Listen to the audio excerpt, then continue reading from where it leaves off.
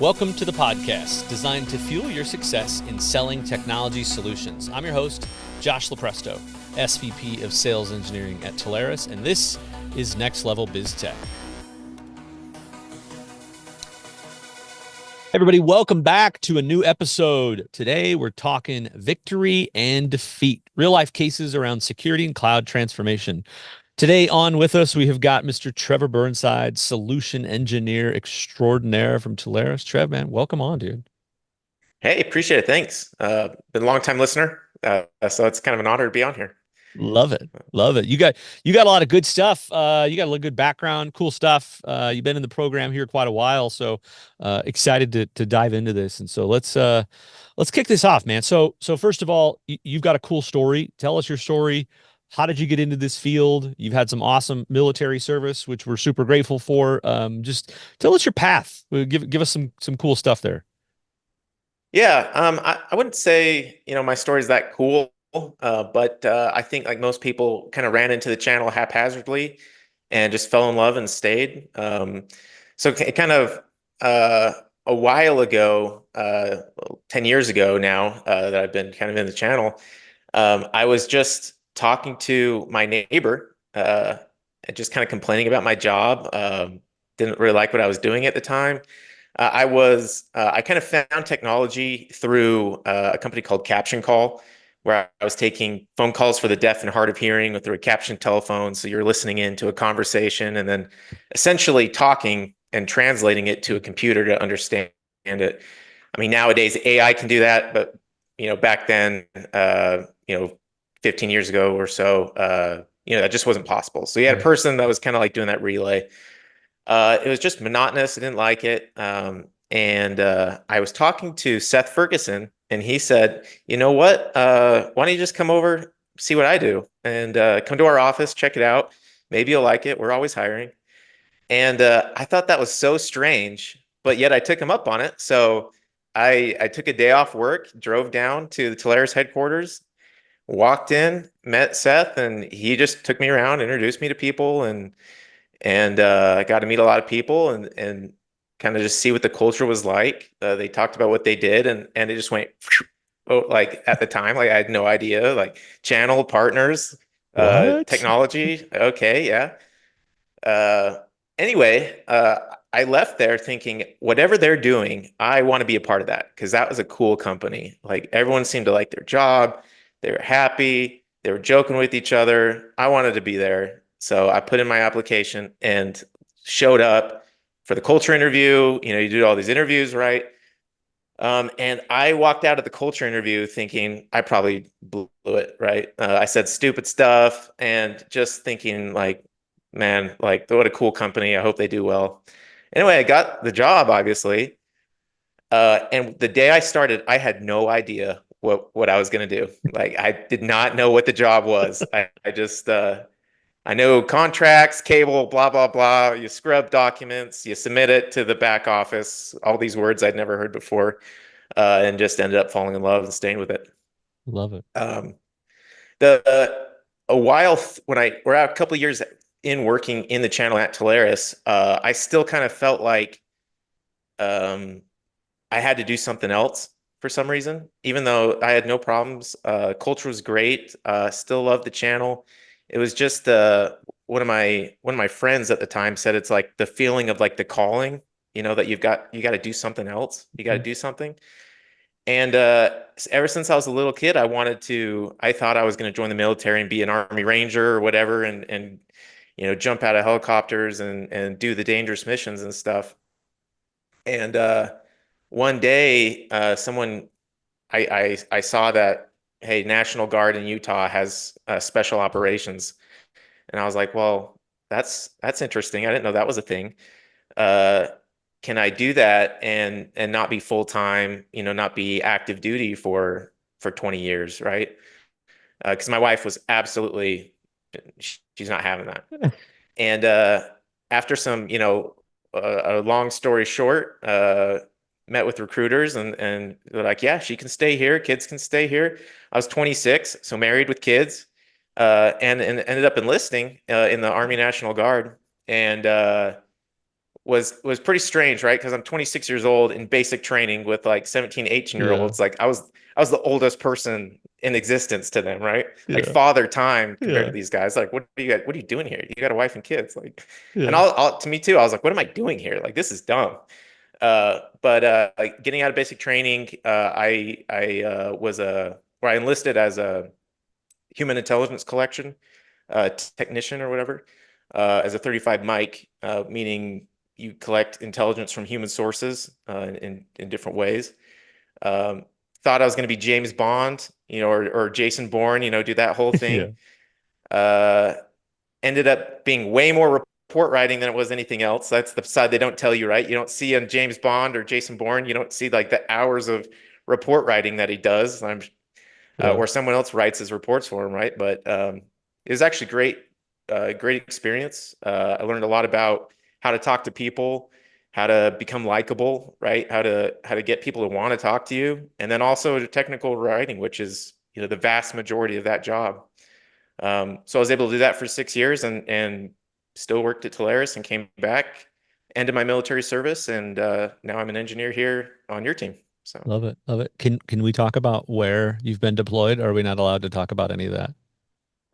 No, absolutely. Now, I've been in different places. Most notably, and the kind of the funnest one that people like to hear about is Africa. I was deployed in support of Operation Inherent Resolve, which is the operation against the Islamic State or ISIS. And so we were deployed there, or my unit was deployed there in Northwest Africa to kind of combat that threat of ISIS and other violent extremist organizations, quote unquote, that were operating in that area. So important mission, and it was it was a good time. Wow. Good stuff. Definitely got to be some parallels. I think that you picked up with some of those skills, and some of those trainings and things like that along the way. So, we may have to dive into that a little more. Awesome stuff. Love the background, and appreciate everything that you're doing that you did and everything that you're doing here. So Yeah, good thank you. stuff. All right, let's jump in, right? Let's talk about your role for anybody that has not worked with you from a solutions engineer perspective, right? We're going to talk about some transformations here in a second, but help everybody understand, how do you engage with the partners, some of the approaches maybe that you take that are a little bit different from others out there. Yeah, I think from a difference perspective, right, with our team is what we do is we can come in and act as a member of the trusted advisors team. So we can get in real deep in the weeds with customers, with clients on those discussions, working through solutions, asking the questions, and then they're even up through implementation, right? Making sure things that we sold them on or that we talked about are going the way that we said it was going to go.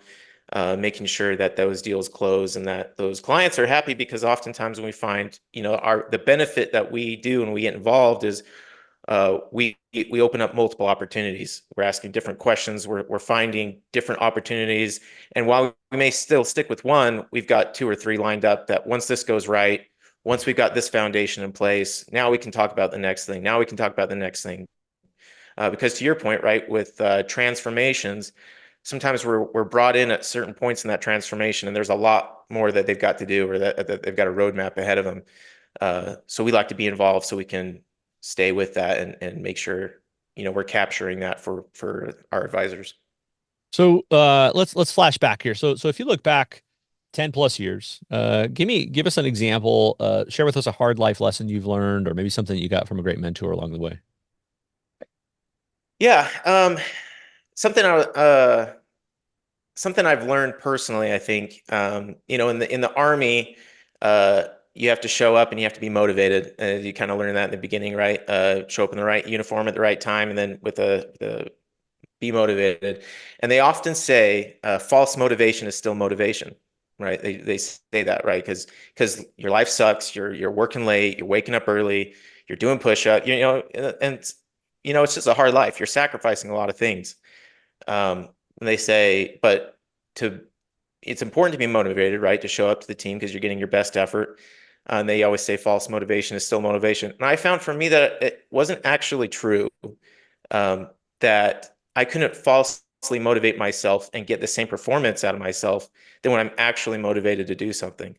So I've had to flip the script a little bit instead of, and kind of fake it till you make it kind of thing, is actually find where's my real motivation, and then make it part of whatever the task is at hand, so that I don't have to actually force anything. And then also part of that, right, in training for what I did as a intelligence collector, is if you are doing something, or you're in a position that you don't like, you have micro expressions that you can't hide micro expressions. You can show disgust, you can show impatience, you can show things like that, that even if you don't intend to actually portray that in your body language, you're going to, uh, without you even realizing it.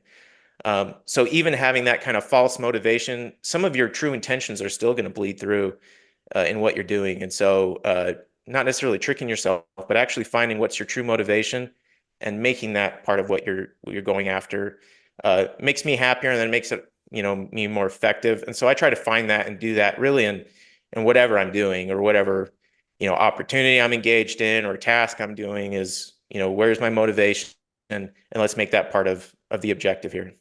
Okay, so all right, so I'm going to ask this because I know the partners are going to be thinking about this. Okay, so if I'm with a customer and I'm in an opportunity and I'm watching body language and I'm watching reading, are you saying am I supposed to be watching the big expressions or am I supposed to be watching the micro expressions? What do they teach?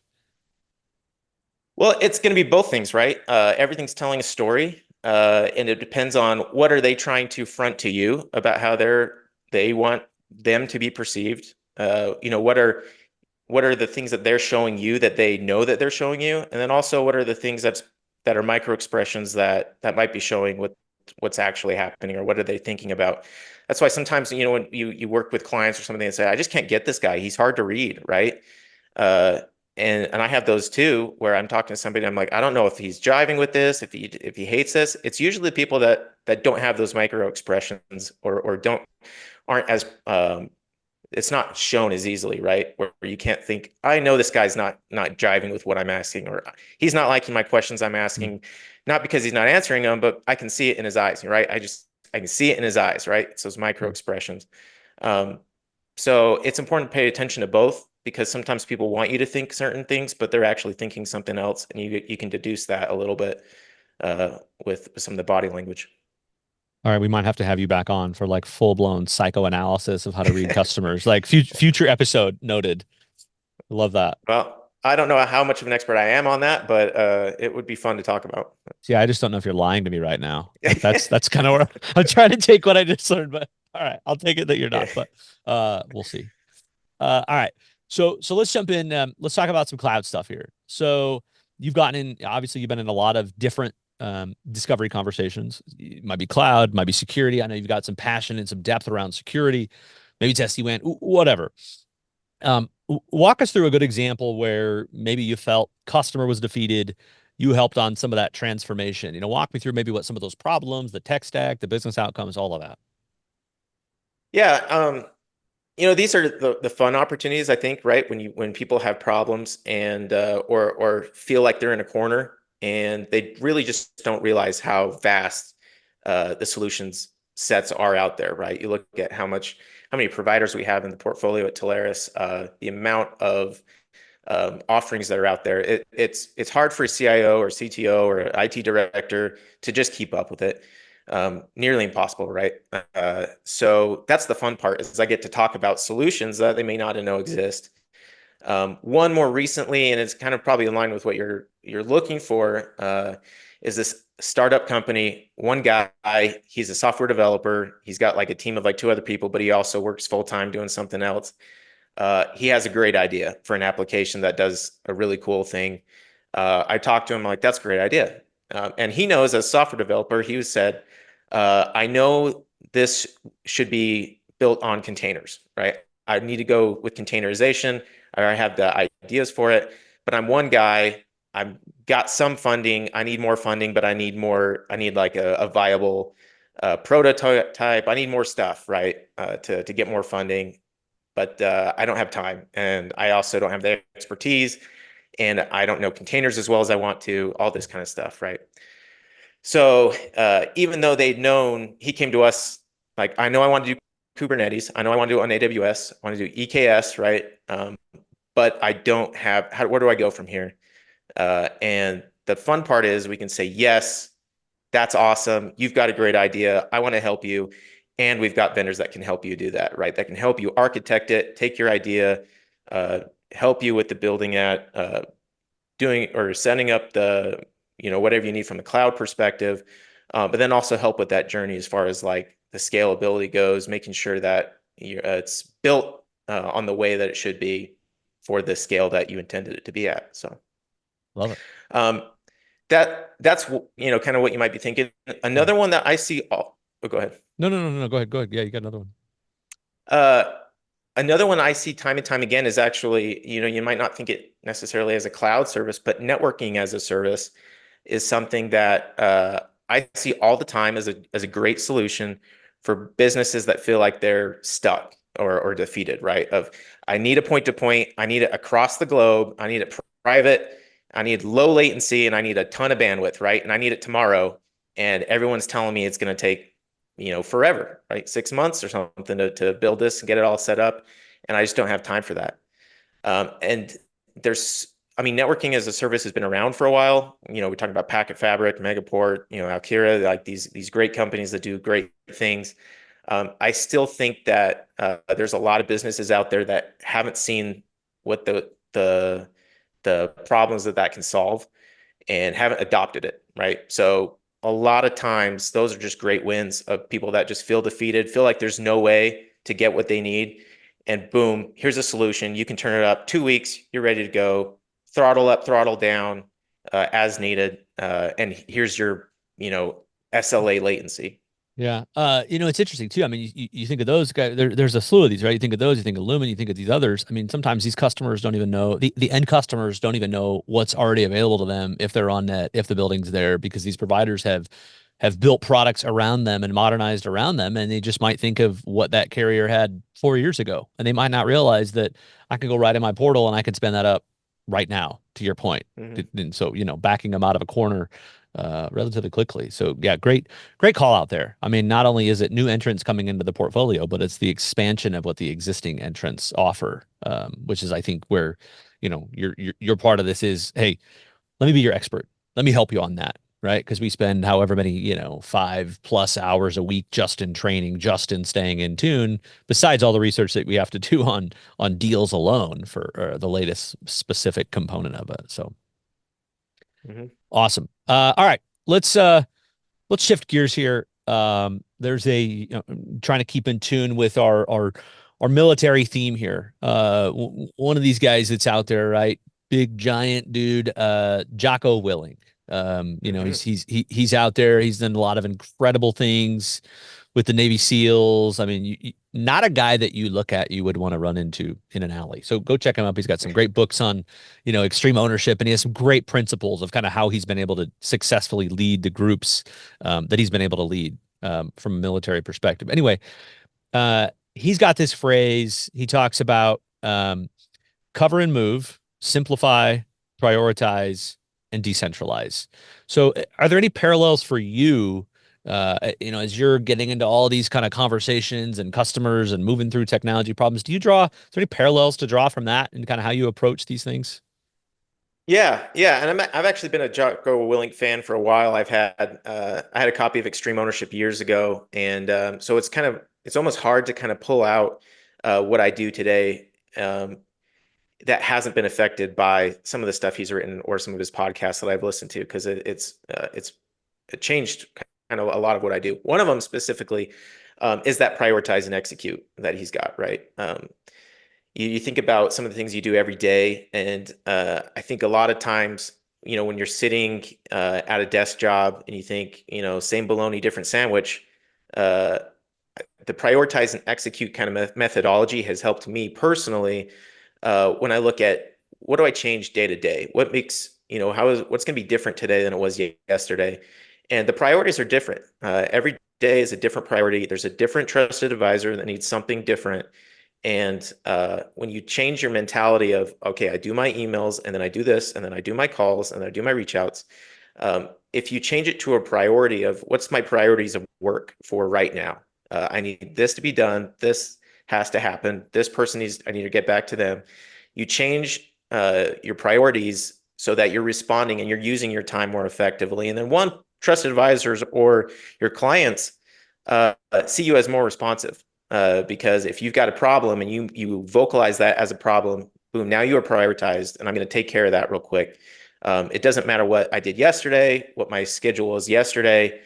My priorities today are going to be different than they were yesterday, and they're going to be different for tomorrow. And so I use that methodology uh, every single day, and I think about it in that form of prioritize, execute. Send the emails you don't want to send, have the conversation you don't want to have. If it's a priority, it's going to get executed on. And then everything else goes better. You don't have those looming, things over your shoulders, right? Of like, I really got to get to that project. I got to design that network. I got to create that Visio or whatever it is, right? Um, you just reduce your stress that way.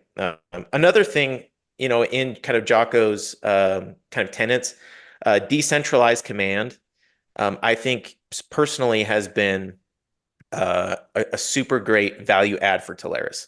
Teleris has always had the culture that kind of fostered decentralized command. And what that is, from a Jocko Willink's perspective, is you don't have to go all the way to the top to make a decision. The person who's closest to the problem is the person that is the closest to the solution, right?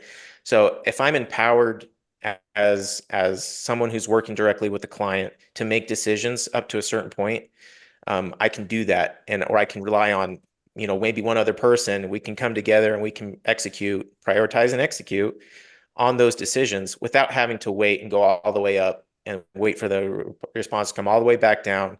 That maybe not make sense, right? Because they're not as close to Yeah. the problem. And I think that's always been an advantage of Teleris. Love it. Good stuff there. All right, let's go back to let's talk about another transformation here. So let's think about now from a security perspective. Same question as earlier. Walk us through what was the tech stack, what was the business problem? Did it ultimately end up being only what it maybe started out as? Walk us through maybe like a security transformation. Yeah, yeah. So specifically, there's a customer I'm working with currently, an active account that came to us a while ago, over a year ago, and they were asking for a data warehouse. They're like, "Hey, we need someone to help us create a data warehouse." We're like, "Great, we can help." Why? What that the question that Mhm. we always say people should ask, and still people miss it. But why do you want to do that?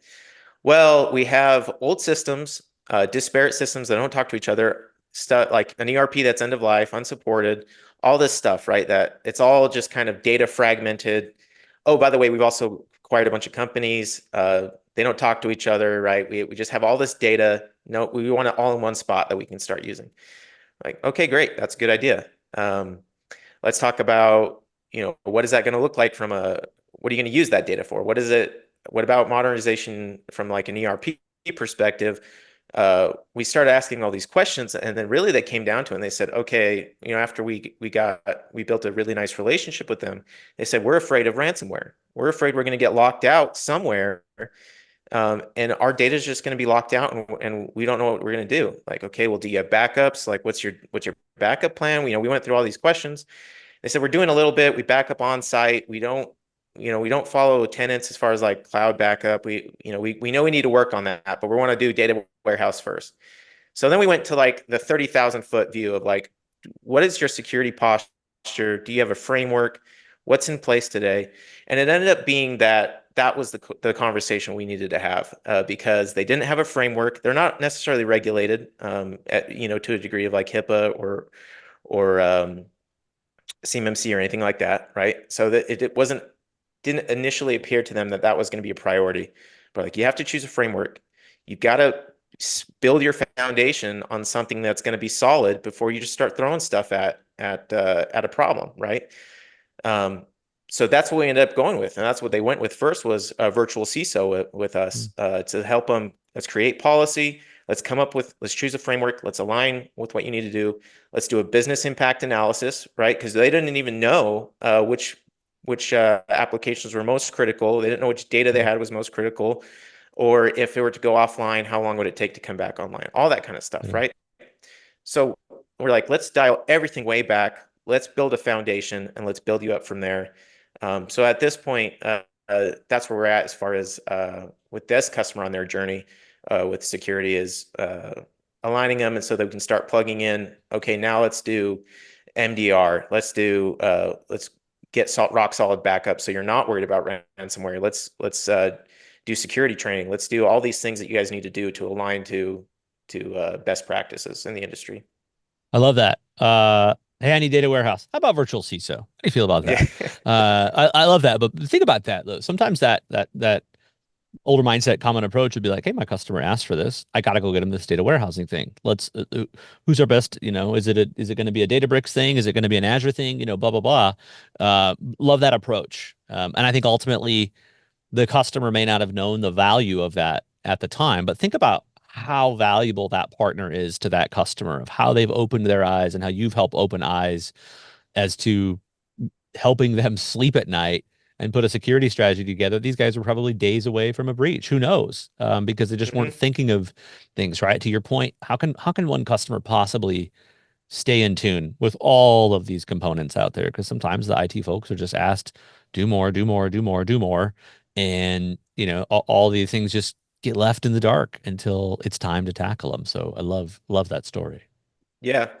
And to my point earlier, right, as far as like when we get involved and we can ask questions, we can make opportunities more than just one opportunity. We can make it multiple opportunities. And now this is a relationship, right? We built the foundation, and we can come back and say, I heard data warehouse. That's a priority. We need to do that. We need to get your data centralized because you can do a lot more things, right? Once you have a data warehouse, now we can talk about AI. Now we can talk about let's add efficiency into your business if we've got the data in one place that we can manipulate it. There's a lot of things we can do that later, right? And we want to Yeah. make sure we're reinforcing with that customer. We heard you. We know what your priorities are. Let's start here, and we can always work on other things on at the same time or later as Yeah. necessary. Yeah. Love it. Love it. Worst case, you put it into your reminder, your follow up in 6 months. Let's talk to these guys about data warehouse. Let's revisit that when it makes sense. Right. All right. So final couple thoughts here. So some advice for partners. So if I'm a partner now, I want to get a little deeper into these kind of security and cloud transformation conversations, my customers, my prospects. What's your advice to those partners as to how to stay in tune with that in tackling some of these areas? Maybe they haven't yet. Yeah, it's a good question, and one we talk about all the time. Recently, I've had a lot of people or several people ask me, how do I get into cybersecurity? Because I've recently started. Well, I'm completing a master's program at the University of Utah in cybersecurity management, and some people have asked, how do I start that? Like, do I just go to school? Do I just take certifications? Like, how do you just start doing that, right?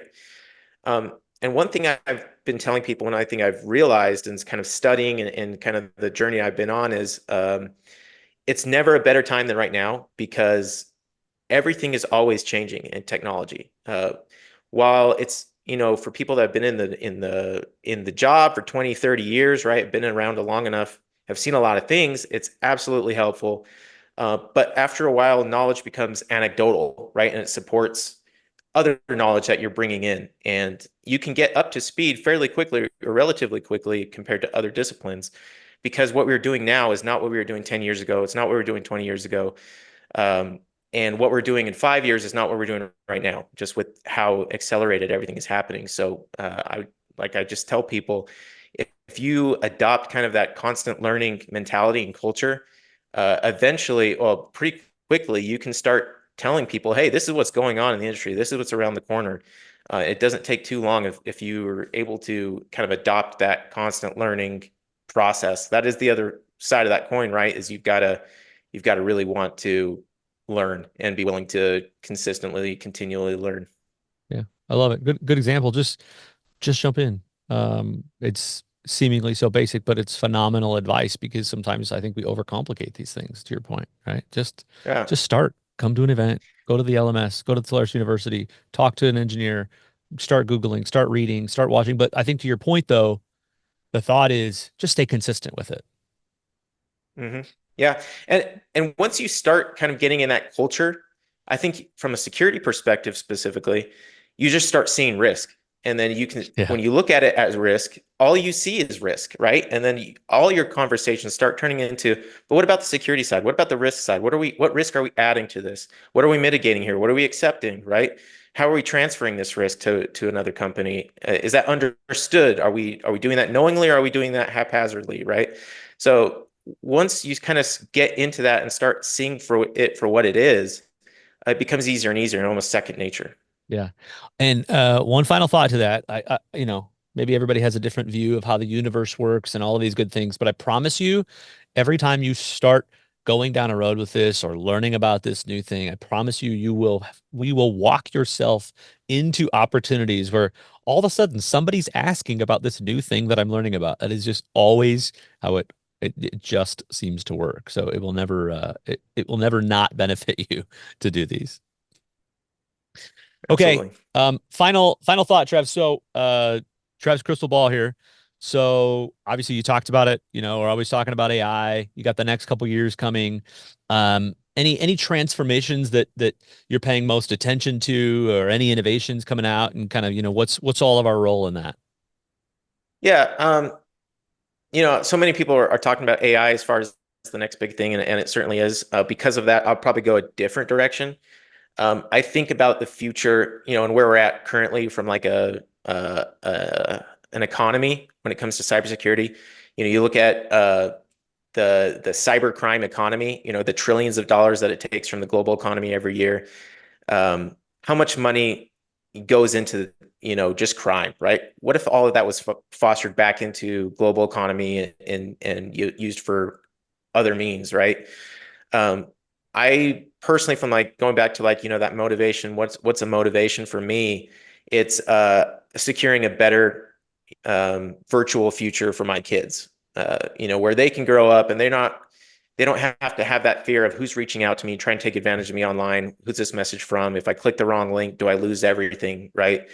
Uh, to me, that's something that's a motivation. What I think hopefully we can work towards, from like a greater community of in cybersecurity of securing our future for our kids and really changing the culture around doing business online, and not that piracy is just a cost of doing business, right? I think to me that's the most exciting thing is if that narrative can be changed and we can actually make greater headway towards that. That would be to me uh, impactful for the future for sure. Awesome. No better place to wrap it than there. Good stuff, man. Trevor, appreciate you coming on. Appreciate all Yeah, your thank you. all your contributions to the team, and certainly all your military service. So thanks for all you do, man, and thanks for coming on. Yeah, it's an honor. Appreciate it. All right, everybody. Trevor Burnside, solution engineer at Teleris. And as always, remember these episodes drop every Wednesday. So wherever you're listening, Spotify, Apple Music, go subscribe so you get these things as soon as they pop in. So that's going to wrap us up for this week. I'm your host, Josh LaPresto, SVP of Sales Engineering at Teleris. This has been Victory and Defeat, real life cases of security and cloud transformation. Until next time. Next Level BizTech has been a production of Teleris Studio 19. Please visit Teleris.com for more information.